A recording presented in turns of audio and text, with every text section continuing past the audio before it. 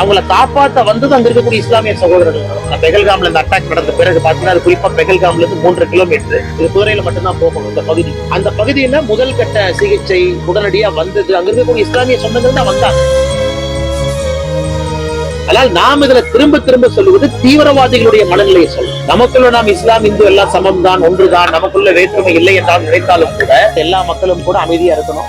ஏன்னா யாரும் சோசியல் மீடியாவில் நிறைய விஷயங்களை பாக்குற எல்லோருமே ஆக்ரோஷமா பதிவுகளை போடுறாங்க. தேவையில்லாத அரசு இயந்திரங்கள் என்ன செய்யணுமோ தகுந்த நேரத்தில் அவங்க செய்வாங்க. நேற்றிலிருந்தே நாம் பார்க்கின்றோம் அந்த ஜம்மு அண்ட் காஷ்மீருடைய ஆளுநர் அவங்க சொல்லி இருக்கிறாங்க ஆன்டி டெரர் ஆபரேஷன் எல்லாமே ஆரம்பிச்சிருக்கிறோம். அதனால அரசு நிச்சயமாக இதற்கு என்ன பதிலடி கொடுக்கணுமோ, எப்படி கொடுக்கணுமோ, எந்த நேரத்தில் கொடுக்கணுமோ கொடுப்பாங்க. அதனால் மக்கள் அதற்காக நாம் செய்யக்கூடிய வேலையை நம்ம நிறுத்தக்கூடாது. எல்லோரும் நம் வேலையை செய்யணும்.